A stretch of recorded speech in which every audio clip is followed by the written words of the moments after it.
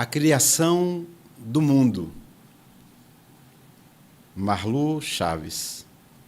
Eu lembrei que uma vez eu ouvi uma história. Um professor, quando eu era criança, contou em sala de aula, ele dizia que um dia Deus, passeando pelo mundo, encontrou um homem e disse a ele: você será eterno. E o homem respondeu: sim, eu sei, meu Deus. O Senhor inventou os escritores. O Conversa com o Poeta de hoje recebe, com muita alegria, uma pensadora, uma escritora, comunicóloga, roteirista de Salvador, nossa Roma Negra, Marlu Chaves. Olá, Prazer te receber aqui, Ivan, querida. um prazer é meu, uma alegria estar aqui no Conversa com o Poeta, que todo mundo que faz esse programa acontecer, e a você que vai assistir essa conversa de hoje, olá, uma alegria, muito grata, uma honra. Muito bem-vinda. Uma honra, Ivan. Eu queria que você falasse um pouco, primeiro, você escreve para crianças. Isso. Como é que foi sua infância? Me conta aí um pouco desse estar criança no mundo. Ai, maravilhoso. Maravilhoso e cercada de estímulos para eu me tornar o que sou. Né? Quando criança, a gente passava as férias. Quando não, no sítio do pai e do meu pai, que é à beira do Rio São Francisco, cercada dos vizinhos que plantavam arroz. Isso em que cidade? Penedo, a Penedo. 1 hora de Penedo. Sim. Isso. Então, meu avô tinha um sítio, né? A 1 hora de Penedo, a gente ia de canoa, pra você ter uma ideia, até lá. Penedo, Alagoas. Alagoas. E a gente passava o mês de janeiro lá, e os plantadores de arroz vizinhos e trabalhadores vinham contar histórias sobre os mitos daquela região, né, que a população ribeirinha conhecia.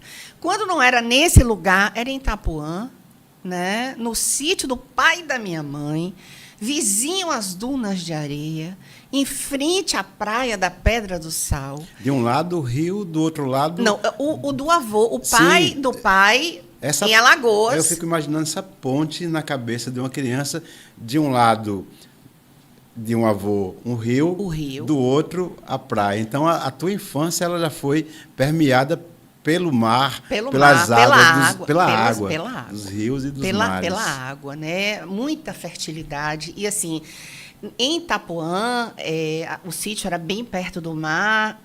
Uma tia, na noite de lua cheia, sempre contava histórias que os pescadores e as lavadeiras do Abaeté passaram de geração em geração quando eles eram pequenos, né? Então, esse era um momento de extrema fertilidade, de estímulo enorme à imaginação de uma criança. Né? Você imagina. Então, assim, uma das histórias recém-lançadas, que chama O Mistério das Dunas de Itapuã, nasceu desse olhar de criança que tenta recontar uma noite dessas, onde minha tia diz que uma bruxa morava nas dunas de areia, né, e que por isso a gente não podia ir sozinho lá, e que o nome dela era Morissa. E, a partir daí, ela desenvolve toda uma narrativa, que eu não sei até que ponto ela misturou com a dos pescadores, com a das lavadeiras, com a da própria imaginação dela. E nasceu esse livro que hoje a Calango está publicando, e que é o primeiro que eu escrevo para o público infanto-juvenil. Eu lembro o Dan Ribeiro. Dan Ribeiro é um dos grandes editores brasileiros, enfim, com livros publicados em vários cantos do mundo. Inclusive, agora está na Alemanha. Está na Alemanha. E ele me falava muitíssimo bem desse seu livro. Mas, nessa época, quando criança, depois adolescente, já sonhava, já pensava em escrever? Não. Como é que surgiu? Quando essas histórias eram contadas, eu sempre ficava, enquanto criança, fazendo perguntas que os outros não faziam. Então, eu sempre achava que tinham buracos na narrativa. Né? E isso já era, segundo um professor de letras que eu tive, uma característica de quem gostaria, no futuro, de escrever e preencher esses espaços narrativos, porque minhas perguntas não eram comuns, né? Mas a primeira história eu escreveria assim, num contexto bem inusitado, porque eu tinha 21 anos, né? Eu já era uma jovem ficando adulta, uma jovem adulta, e cursava administração de empresas na Universidade Católica de Salvador. E estava muito entediada com o curso, né? Então eu falei, não, eu vou trancar essa faculdade, eu acho que não é isso.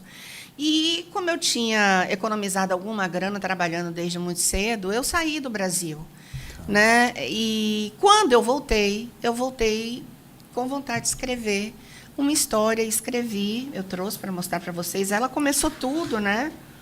Foi a Princesa Primavera, né? Ela tem o parecer de Chico Buarque de Holanda, que ela foi publicada em áudio e livro, né? E isso assim muito me honrou, né? É um compositor que eu admiro demais, né? O Chico. E eu escrevi, mas não virou livro assim, né? Eu virei para minha família, que quase caiu de costa, falou interna ela, né? Assim, eu falei, eu quero levar para o teatro. E aí todo mundo, mas você faz administração. Você não tem experiência em teatro, você não sabe dirigir. Mesmo com o aval do Chico Buarque de Holanda. Não tinha ainda. Ah, não tinha, foi no início. Não tinha ainda o livro e o áudio, né? Aí eu falei, mas eu quero levar, eu era noiva, né? Aí o noivo chegou, mas com que dinheiro? Aí eu falei, com do enxoval. Ele, oi? O noivo, pé no chão, né? E uma artista sonhadora, né? Dinheiro na mão é vendaval para realizar as produções que a gente quer. E aí eu levei para o palco, né? Fui escolhendo os atores, não consegui patrocinador. Você que produziu o espetáculo. Eu praticamente produzi, porque a princípio eu não tinha diretor, eu não tinha nada, e eu fui conseguindo. A Ângela Zanchetti, que era diretora da Fundação Cultural do Espaço X, da Biblioteca Central dos Barris, já ouviu falar dela? Barris, sim, maravilhosa, claro. A Ângela. Ela aceitou dirigir. O teatro, para conseguir a pauta, foi outro espetáculo, porque o diretor começou a me fazer um monte de pergunta. Você tem patrocinador? Qual a sua experiência? E minhas perguntas, assim, ele ia ficando branco, né? Falei, eu não vou conseguir esse teatro. Um teatro com capacidade para 2.500 pessoas. E o medo dele de eu não conseguir pagar pauta. E que era muito provável. Com o meu portfólio, né? Eu não tinha experiência. Mas eu acho que, eu acredito, né? O mundo espiritual conspirou que ele dissesse sim. Eu interpretei, eu levantei, eu imitei o vagalume, eu dancei, eu rebolei, eu pulei. Eu acho que, de alguma maneira, eu sensibilizei aquele coração, que tinha que ser cartesiano e que tinha que pensar nas questões administrativas, financeiras, de pauta. E veio sim, e os atores já estavam escolhidos, e a Ângela Zanchetti começou a dirigir. 2 primas, excelentes produtoras executivas, tomaram a frente de produzir, mas o patrocínio furou, e foi o enxoval mesmo que bancou. Né? E o noivo, a essa altura, já de joelho, rendido pela beleza. Casou? Casei. O grande amor da minha vida. Então, um produtor que acreditou, né, no seu sonho. Chega a ficar emocionada. É o grande amor da minha vida, o pai do meu filho, né? E ele acabou rendido, assim, ele é muito cartesiano, né? E ele acabou rendido pelo esforço das pessoas em fazer aquele espetáculo. Pelo sonhar, né? E ele olhava para mim e ficava preocupado, assim, que perfil, né? Afinal, essa mulher é o quê, né? E eu acabei enchendo o teatro, eu paguei a pauta, 2.500 pessoas no Teatro da Casa do Comércio. E aconteceram milhares de coisas na estreia, a gente não tinha grana para fazer o efeito especial da bundinha do vagalume, que era um dos bichinhos da Floresta Encantada, e a gente improvisou uma lâmpada e deu choque, ele começou a pular no meio da estreia. A roupa do urso ninguém lavava. Quando ele levantava do braço, a formiga esquecia o texto e saía rodando tonta. Meu noivo, nervosíssimo, com medo que não enchesse. Ele que fazia o efeito especial. E como a gente não tinha dinheiro para o gelo seco, a gente conseguiu o patrocínio da Enerberus, que vendia extintores. E era ele quem jogava o extintor no anjo. E ele estava tão nervoso que ele jogou o extintor no anjo, que pulava na floresta com tanta força, que o anjo entrou assim, olá, eu acho que eu sou um anjo. Então, assim, essa história, né, que marcou a vida de todo mundo, e todos esses atores, os profissionais que trabalharam, quando me veem, choram, se emocionam. Hoje são de diferentes profissões e me abraçam e choram. Princesa Primavera marcou a minha vida, Princesa Primavera marcou a minha vida. Então você começa a sua carreira na literatura, primeiro pela dramaturgia, no palco. No palco. No palco, Ivan. E assim, a gente deu tão certo que tinha um programa no Fantástico, da Denise Fraga, não sei se você... Claro, é de uma da geração deles, mas da nossa é. Claro. Ela contava histórias singulares, né? E a minha foi escolhida. para contar essa história. E aí você né? abordou, assim, Marlu, uma coisa que me emocionou quando seu noivo se pergunta, né? Que mulher é essa? Me emociona porque eu sei que a mulher, o estar mulher no mundo, não é uma jornada fácil. Eu sempre, em todas as edições do meu programa, eu abordo isso com muita valentia, porque é um tema que tem que ser abordado, sim, com muita coragem, assim como o racismo. O machismo é uma das ações estruturais mais cruéis da história da humanidade. E eu acho que o homem, ele não basta apenas no Dia da Mulher ou no dia do aniversário das suas companheiras, filhos, dar flores, ou fazer poemas ou músicas, mas ele tem que se afirmar também nessa luta como um grande parceiro nas discussões, nas empresas, nas escolas, dentro de casa, com seus filhos. Então, o que é ser mulher e escritora no Brasil, que é um país machista e que não lê? Eu brinco muito e digo, é preciso ser muito macho para ser mulher. Eu brinco com essa frase, porque assim, eu vivi na pele a dificuldade de exercer vários papéis, estando no mesmo espaço físico, na mesma matéria, né? Ser mãe, ser mulher, ser profissional, né? Porque quando você fala disso aqui, né? Quando você fala dessas coisas, você está falando de filhos, né? Você está falando de uma coisa que leva uma energia E outra enorme. gestação, né? Desde a hora que você cria até a hora que você consegue viabilizar. Né? Isso aqui é uma luta tremenda e que exige uma carga de energia e de dedicação sua enorme. Mas como é seu propósito divino, né? Ele te retroalimenta. Então, você vai e alguma coisa te reabastece e você vai. Né? Mas e o filho físico? E o marido, que quer você bonita, que quer você amorosa, que quer você carinhosa, que quer você presente? Eu sei que foi uma brincadeira que você fez, né? Quando você diz preciso ser muito macho. Macho, quer dizer, é ser muito valente mas eu acho que é preciso ser muita mulher.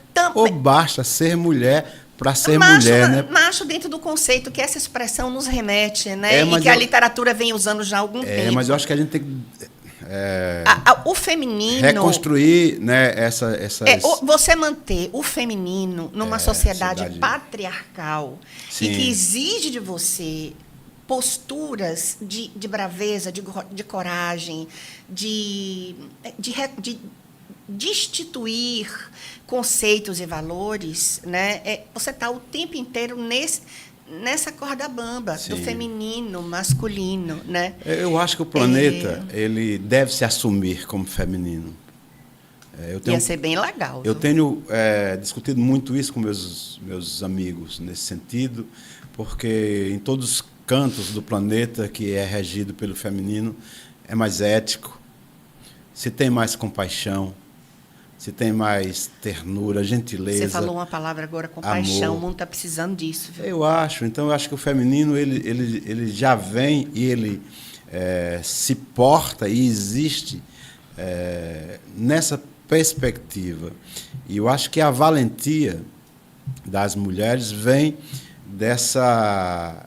do ser também mais generoso, né? Porque o mundo ele é muito barulho, né? As pessoas para se imporem gritam muito, gritam muito. Eu acho que assim você lutar, desbravar, ter coragem, né? Para se impor, para se posicionar, sem perder a delicadeza, sem perder a compaixão, sem perder a doçura, né? Sem perder aquele jeito mulher de ser, que eu acho tão particular, né? Tão sagrado, né? É sagrado, né? Deus é menino e é menina, né? Pepeu Gomes já cantava isso, né? Eu acho que é nesse equilíbrio que está essa beleza toda, né? Então, o meu noivo ficamos casados muitos anos e tivemos nosso filho, nos separamos, mas vamos estar juntos eternamente nesse filho, né, que foi a coisa mais linda, uma das coisas mais lindas, né, o filho físico e os psicológicos também.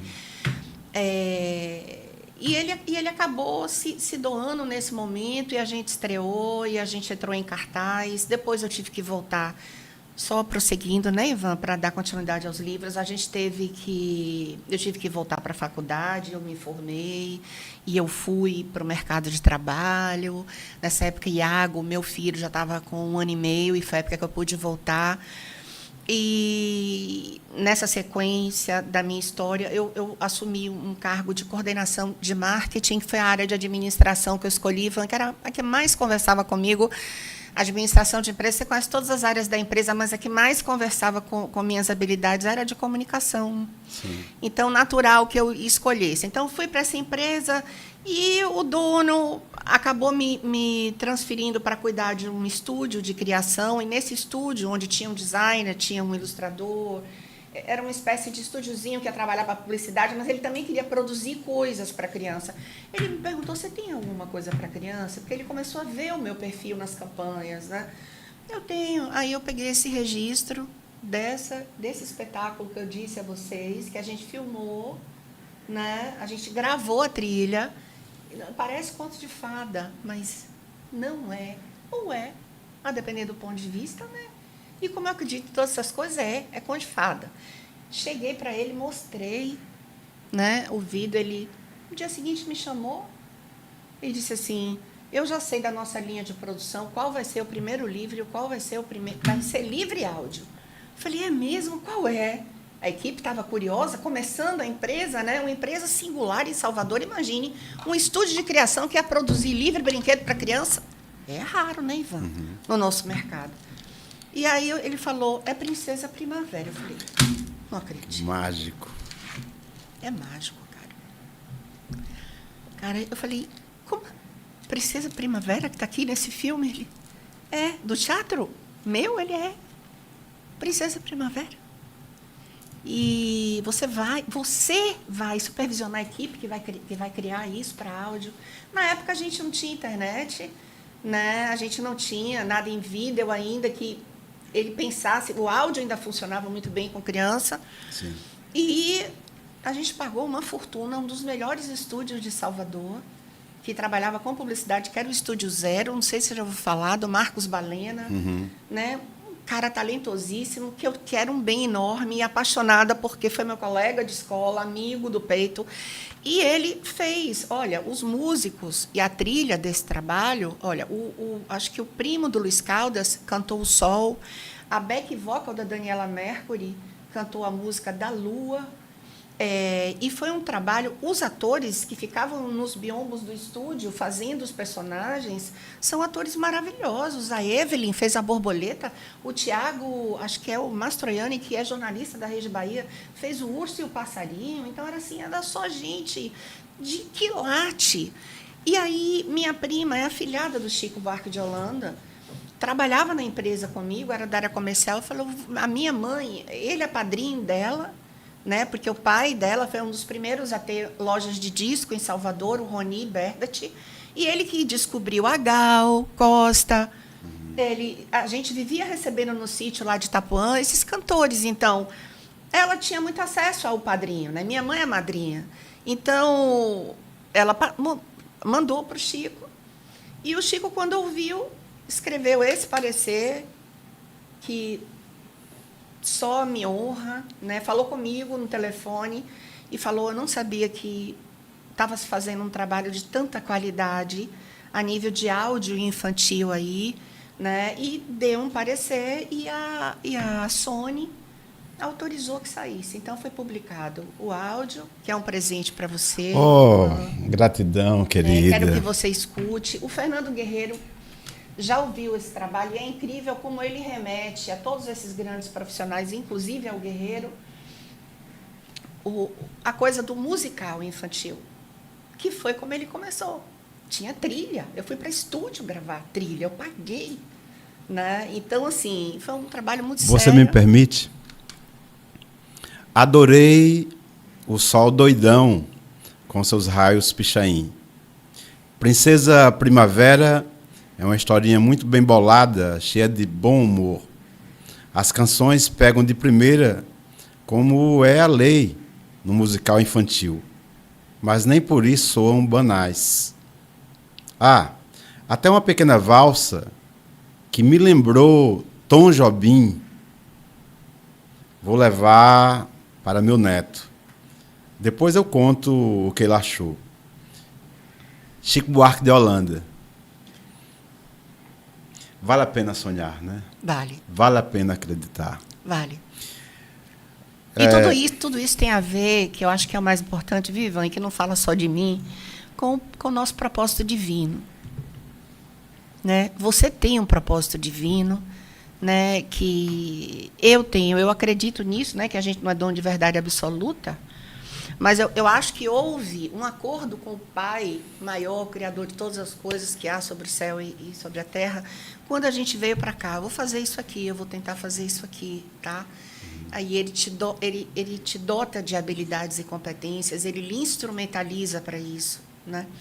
No meio do seu caminho terreno, existem missões tão nobres quanto a de cumprir o propósito divino, aquele que você fechou com o Paizão do céu, como, por exemplo, o de cuidar da família, de um filho, de se dedicar suas horas, deixar um pouco seus sonhos de lado para fazer determinadas outras coisas, tão nobres quanto essa. Mas eu acho que é isso que, quando você me falou do projeto Solidão Solidária, né, que não precisa ver os seus olhos brilharem, o brilho saía da sua voz. É o mesmo brilho que as pessoas me dizem quando eu falo de Princesa Primavera, quando eu falo dos meus livros. Né? Quando o seu olho brilha, ali está o seu propósito divino. A sua jornada. Né? A sua jornada, ali está o seu Dharma. Porque o seu olho brilha, a sua alma grita, ela reconhece, né? E ela se faz reconhecer. Olha aquela alma ali, olha o que ela veio fazer aqui. Né? Então, o apelo é esse, é você estar sempre se cobrando isso, né?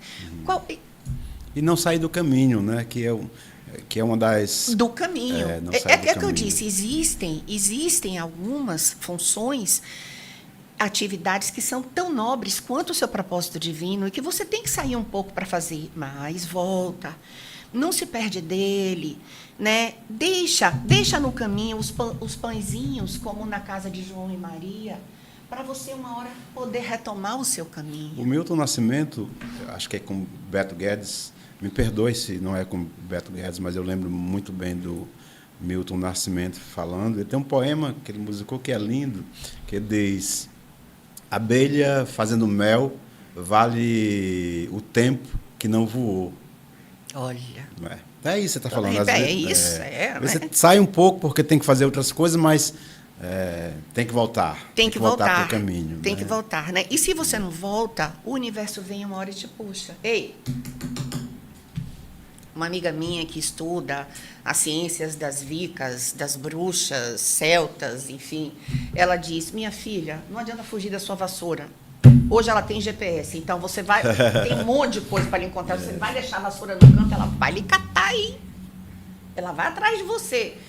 Então, assim, eu acho... Você fala das bruxas, né? Assim, é importante, inclusive, nós que trabalhamos com comunicação e com a escrita, inclusive, desmistificar essa questão das bruxas que foram açoitadas, né, e demonizadas ao longo da história, né?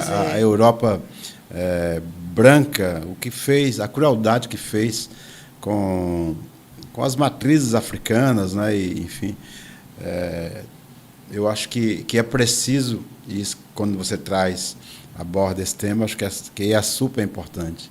Né? A gente, inclusive para as crianças. E também aí te traz muita coisa do feminino, né? Do feminino, exatamente. Do feminino, né? Então, assim... A mulher, à frente do seu tempo, é bruxa. Sendo bruxa, é demoníaca. Pois é. Foi uma das formas que o sistema estrutural conseguiu para afastar o poder da mulher de todos nós comuns. Né? Então, mas eu acho que a escrita, né, o teu trabalho, né, lindo, demais, ele também serve, né? Está a servidão, né, nesse propósito de colocar a mulher no tempo e no lugar que ela merece. Que ela merece. Né? Inclusive, você recebeu um prêmio super importante, que foi o Prêmio Monteiro Lobato. Foi, Ivan. Foi uma homenagem, né? A Fundação Pedro Calmon, em 2009, ela sugeriu que as bibliotecas escolhessem cada uma um escritor que as representasse. E houve uma grande comemoração e homenagem em torno dessas escolhas na Biblioteca Central dos Barris. E eu fui a escolhida da Biblioteca Monteiro Lobato. E o trabalho que fez, né, que a biblioteca escolheu para me homenagear, foi essa coleção aqui, tá, gente? Não sei se dá para vocês verem, tá? Que fala sobre a influência da cultura africana na brasileira. Eu tive a consultoria de uma grande especialista em matizes africanas, e foi um trabalho muito sério, né? Ele tem glossário, ele tem referências bibliográficas, e a gente fez todo o conteúdo segundo a cultura iorubá, né? Porque são muitas culturas que influenciaram a cultura africana aqui, né? Então, a gente escolheu a iorubá porque aqui a gente tem mais informação, segundo a especialista que deu consultoria para a editora nesse trabalho. Então, a linguagem é ótima para crianças de 6 a 8, 9 anos. Então, você começa com a Criação do Mundo, que é uma lenda já conhecida em iorubá. A gente só teve a permissão para retraduzir e trazer ela para a coleção. Tá? Depois você tem 3 livros que falam dos orixás, tá? Mas de uma maneira bem lúdica, bem acessível à criança, sem deixar de respeitar todos os respeitos das religiões, né, que trabalham, né, com os orixás. Depois você tem como eles influenciaram na nossa dança, como eles influenciaram na nossa culinária, né? Aí vem os mitos e lendas da cultura iorubá, lindo, belíssimos, traduzidos em histórias contadas de geração em geração, né?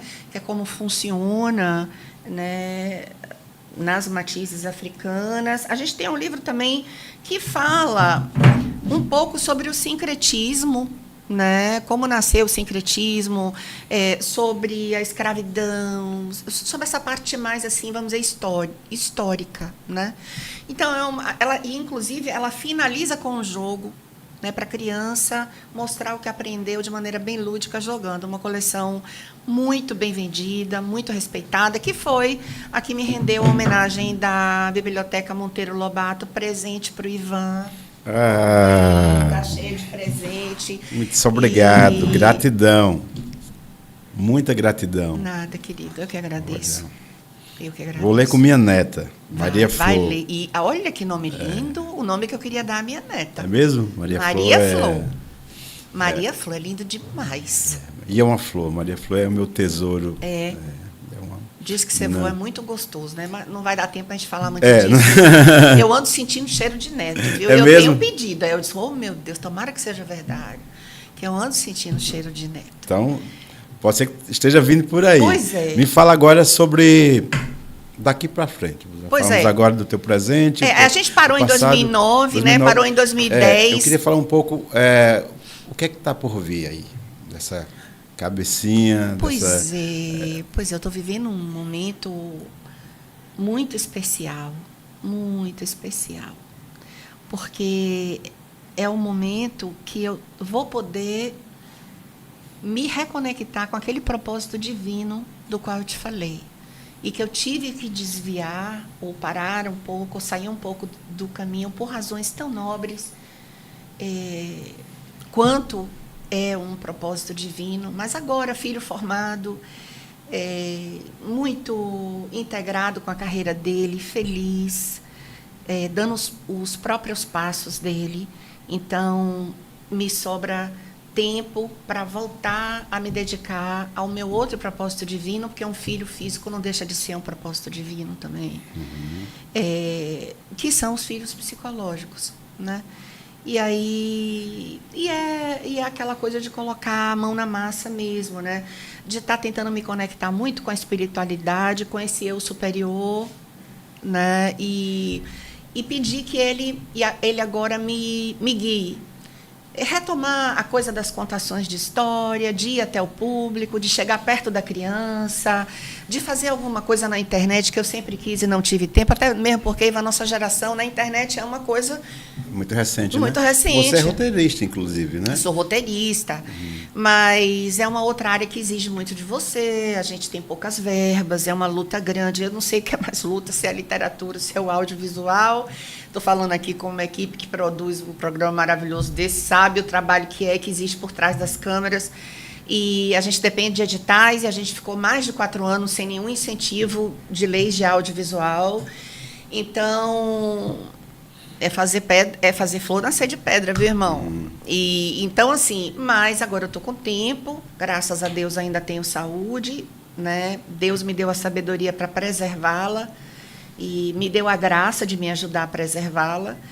E vou retomar isso aí, né? 2 livros novos sendo publicados, que é Dulcinha, Formiguinha Zero Açúcar, né? Um livro que vai ajudar os professores a trabalharem a questão do respeito às diferenças, né? De combate ao bullying.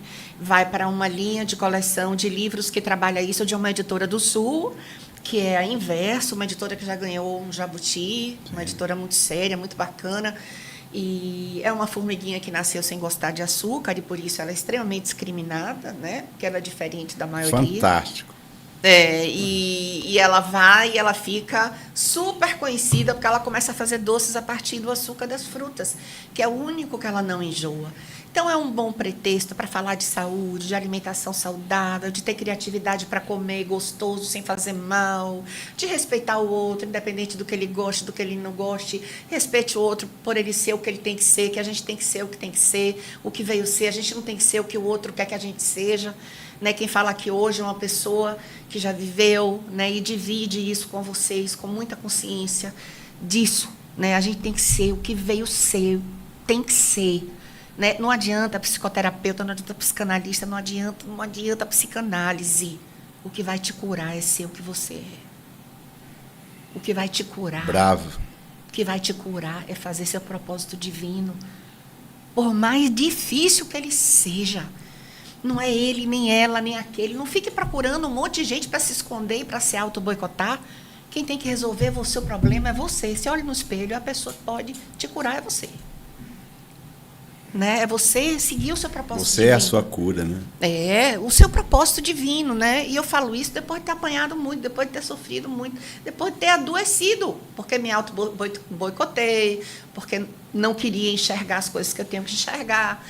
Então, eu estou nesse momento, Ivan, né? De me perceber, de me enxergar como eu sou, né? De me amar, de ir atrás do meu propósito divino, de ter coragem disso.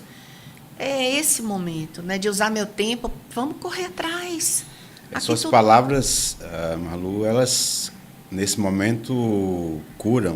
Né? Porque no momento que estamos aqui batendo esse papo lindo, deve ter pessoas que estão nos assistindo agora,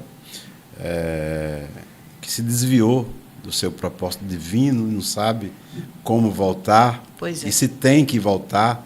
Pois então, com as suas palavras, elas servem de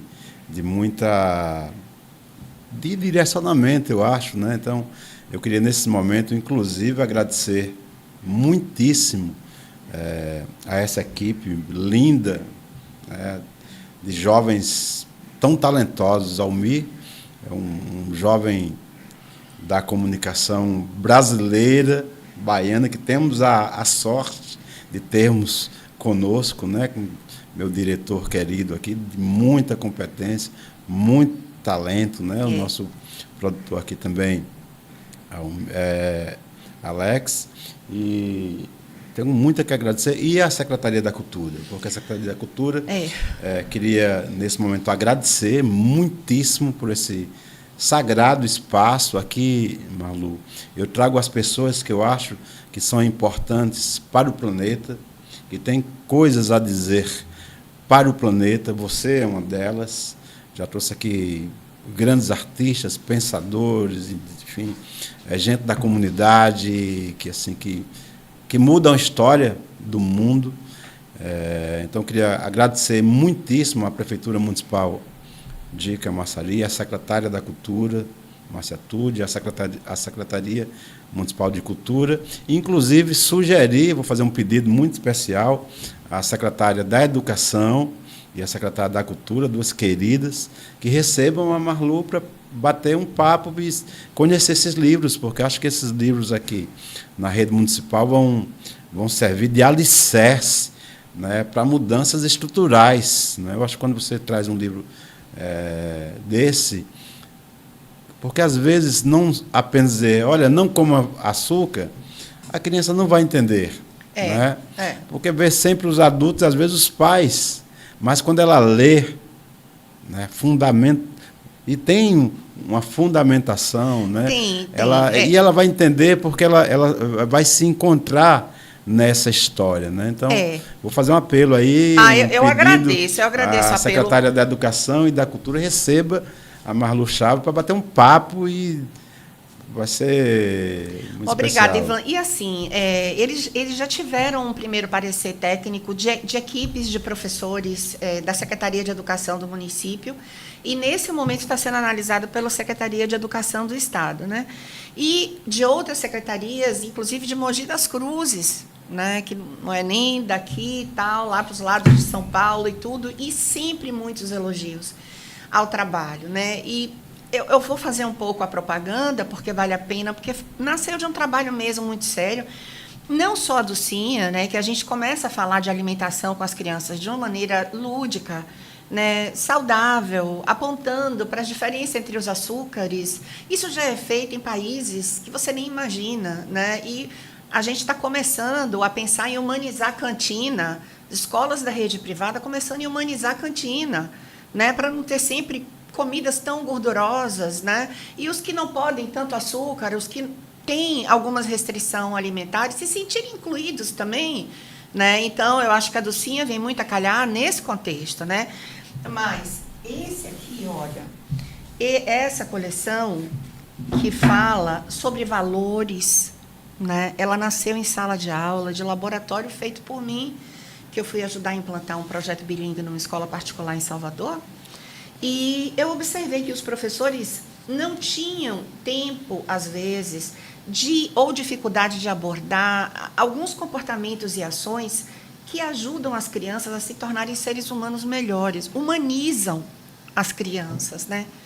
E daí nasceu, né? Eu vi que as crianças têm dificuldade em entender a diferença entre verdade e mentira, e quais as consequências disso para a vida delas, né? Eu vi que as crianças têm dificuldade em entender o que é dela, o que é do outro, o que eu emprestei, o que eu dei. E isso é muito importante para a formação de caráter, né? Para ela entender o que é meu, o que é do outro, o que é emprestar. Então, nasceu, né, a carrocinha de guate, que fala disso e que, de maneira lúdica, ajuda o professor a fazer brincadeiras e jogos pedagógicos que vão inserindo para ela o que é meu, o que é do outro. A verdade e a mentira com o sapinho de verdade, é que eu não estou achando o sapinho de verdade aqui. Gá Gabriel, né? Não é sem propósito que é Gá Gabriel, ele é gago e sofre muito bullying, né? Então, cada livrinho desse traz uma maneira, uma ajuda através de uma história divertida, para ajudar o professor a tratar essas questões que humanizam essas crianças, né? Adulto de valor, gente, isso não é discurso, não. Se faz de criança, de pequeno, né? Então, essa coleção tem essa proposta de dar a mão ao professor nisso aí. Tá certo aqui? Vamos lá. Aqui tem projeto pedagógico, tem livro do aluno, no livro do professor, o senhor tem seu projeto pedagógico, que sugere atividades, games, jogos, para você fixar o que o livro traz. Foi feito todo em cima das diretrizes do Ministério da Educação, do MEC, né? Letra apropriada, fonte apropriada, mais imagens que letra, porque aqui é educação infantil, né? São 7 livros. Eles têm sido bem elogiados, viu? Marlu, nosso programa está chegando ao fim. Sim. Mas queria dizer que nós, além da TV Cultura, aqui de Camaçari, nós estamos também em 20 países reproduzindo esse programa através da nossa teia, né, da rede do Teatro da Solidão Solidária. e para o Brasil através do nosso canal da cultura do município e do Teatro da Solidão Solidária. Queria que você deixasse o seu contato, como é que faz para os prefeitos, prefeitas, secretárias e secretários espalhados pelo Brasil que vão assistir esse programa, pode te contactar. Como é que faz para te achar? Sim, obrigada, Ivan. Olha, pode ligar para o meu celular, né, particular, privado mesmo. No caso da coleção de valores, né, pode ligar para o meu celular, é o 982604141. 71, né? DDD 71, né, antes do 9. Você repete mais devagar? Sim. 71 982604141, né, Marlu Chaves. Vocês podem entrar em contato comigo, tá? E no caso do Mistério das Dunas de Itapuã, que aqui eu estou falando, e das secretárias, os professores vão entender bem, ensino fundamental, tá? Pré-adolescentes, né? Mistura de mistério e humor, que essa geração adora no TikTok. Então, assim, ele fisga a criança do ensino fundamental na leitura e ela emerge nesse universo aqui do Mistério das Dunas de Itapuã, né? E a gente pode falar de pertencimento, mito urbano, a gente pode falar de geografia, de história. Itapuã foi berço de navios negreiros de resistência à escravidão. O Ilê de Balé é um bloco que fala disso em Salvador. Então, assim, você tem uma gama de caminhos para trabalhar, além da língua portuguesa, da literatura, de fazer essa criança curtir ler, porque é um gênero que fala a preferência, né? Esse aqui pode falar com o Dan Ribeiro, da Calango Editores, e pode falar também comigo, porque o Dan está sempre viajando muito. Podem ligar para o mesmo celular, 71982604141.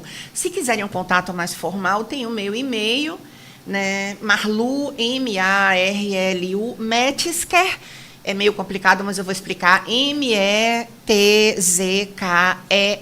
Metzger, @gmail.com.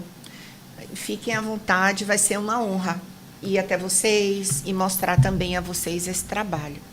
Muito obrigada. O Conversa com o Poeta chega ao fim. Muito com obrigada. essa roda, não é uma entrevista, é uma roda de conversa, né, de aprendizado, onde eu acho que quem está te assistindo agora aprendeu muito contigo e está aí seu endereço, seu contato, vai poder também te devolver, né, o que achou, enfim. Então, queria agradecer mais uma vez à Prefeitura Municipal de Camaçari, à Secretaria da Cultura e aqui a equipe da TV, meu beijo e minha gratidão eterna. E eu reforço todos os agradecimentos, e a você, Ivan, também em especial. Foi um presente ter te conhecido, viu? Foi um dos presentes desse meu momento de vida, e eu tenho certeza que você tem a ver com esse propósito divino também. Eu só estou tentando entender melhor. Tá bom. Já vou te fazer para terminar, um convite, o Teatro da Solidão Solidária. Eu quero muito. Vai promover o Festival Mundial de Cultura da Paz. Vixe, que vai ser aqui na nossa cidade, em Camaçari, chega, fiquei e arrepiada. em Salvador, Fortaleza e São Paulo. Essa primeira edição. Na segunda edição, que deve ser 2026, vai ser em Portugal. Mas quando? Nós temos Nós, na realidade, tivemos, e aí eu tenho que falar isso, 4 anos de trevas para a cultura brasileira. E agora as coisas estão começando a... Lei Paulo Gustavo. Sai em 3 semanas. Exatamente. Ela sai em 3 semanas. Então, estamos agora, vamos ter uma reunião a semana que vem com a produção para ver a questão da data, né? E possivelmente ainda esse ano, mas se não for, é que o universo está preparando uma data que seja à altura do nosso propósito. Que seja na hora que tem que ser. Na hora que tem que ser. Que Deus me dê saúde para estar e participar e colaborar da maneira que vocês precisarem. Me coloco aqui à disposição sua para o que você precisar, do que eu puder contribuir. Um grande beijo, minha querida amiga e irmã de jornada artística, literária. Obrigada. Conversa com o Poeta chega ao fim. Gratidão a todos vocês que devotaram um pouco do seu tempo para nos ouvir. Um beijo no coração. Gratidão, Camaçari.